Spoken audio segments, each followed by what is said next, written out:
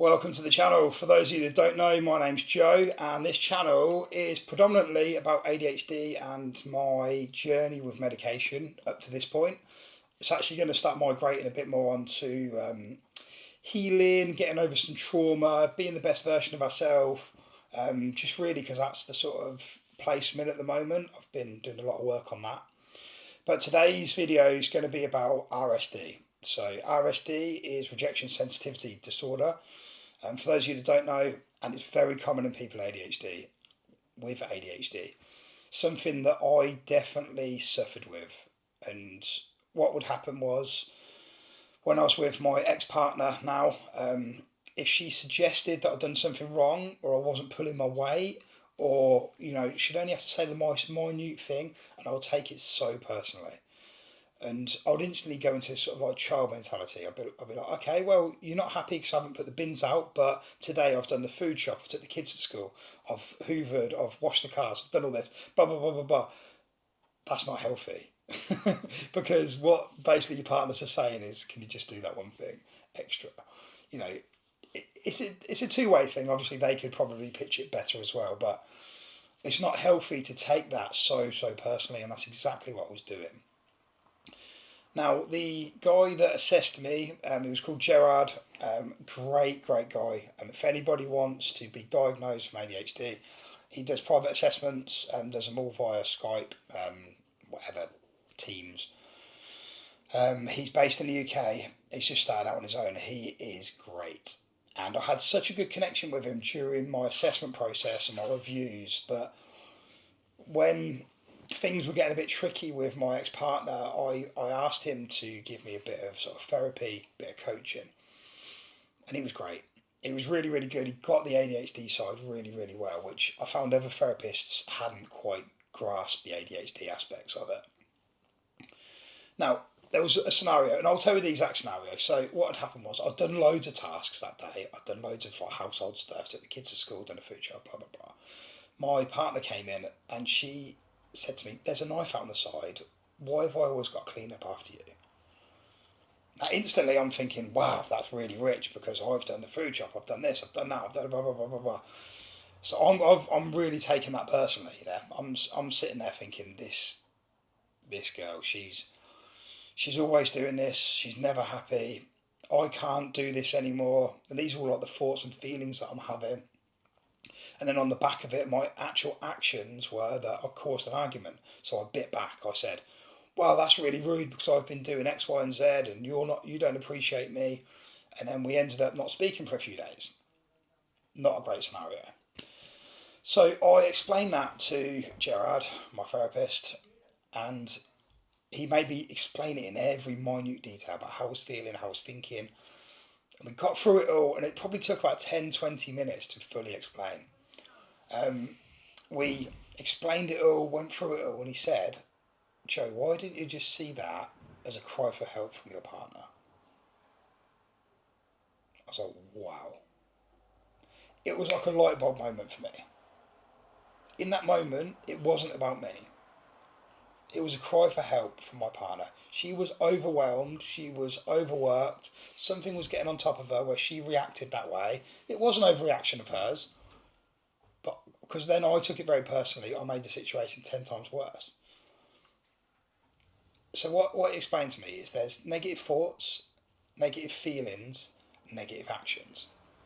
So my negative thoughts were, oh, here she goes again, she's always kicking off, oh, I'm never going to be happy. Then my negative emotions were more like towards, I want to withdraw from this relationship, or I'm angry, so I want to bite back. And then my actions were, I'm withdrawing, but I'm also then biting back and causing an argument, causing a bit of a scene. And bear in mind, this wasn't like a big blow up. This was like a little conversation between the two of us, was a little bit heated. So when you think about negative thoughts, negative feelings, negative actions, when you break it all down, if you can just stop it at the start, and instead of taking it personally, just see it as a cry for help from them.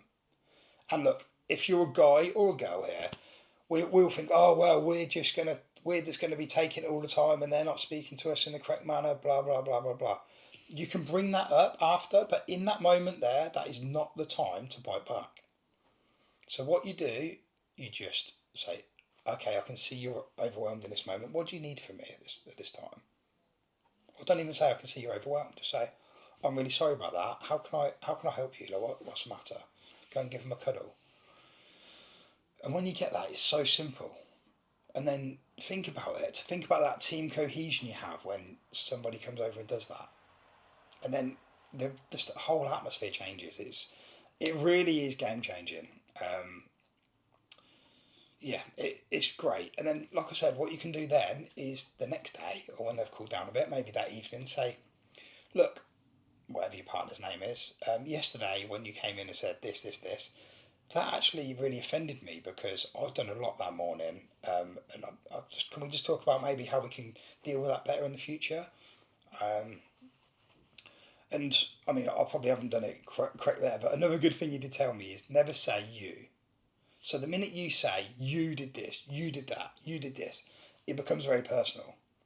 So that's why when my partner came in and said, I'm always clearing up after you, that was very personal. Now, when you say to him in the evening or the next day, whenever it is, you say, the situation we had yesterday, would you mind if we just have a talk about how we can deal with that better? Because I personally felt quite attacked during that. I felt like my rejection sensitivity really kicking in.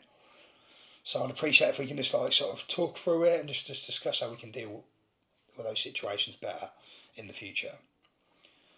And look, I'm no expert in this, but it really is a work in progress, and you'll have to do that a lot of times. You know, you really are going to have to keep chipping away. But once you stop getting so defensive and start just being a team, because that's what you and your partner are, and stop seeing it as two siloed like people and just work together, it makes things so much easier, so much better.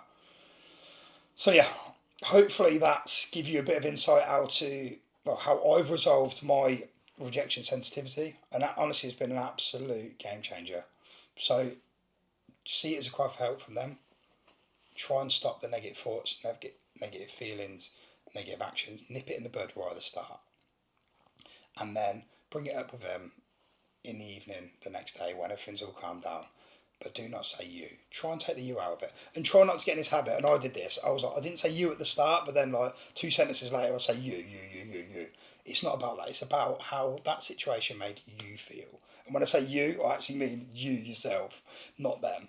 So don't say you. Just say that situation made me feel this way. Nobody can get mad at that. Nobody can get mad at that, honestly. So yeah, hopefully that helps. Do all the good YouTube stuff, please. Like, comment, share, subscribe, and I'll see you in the next one.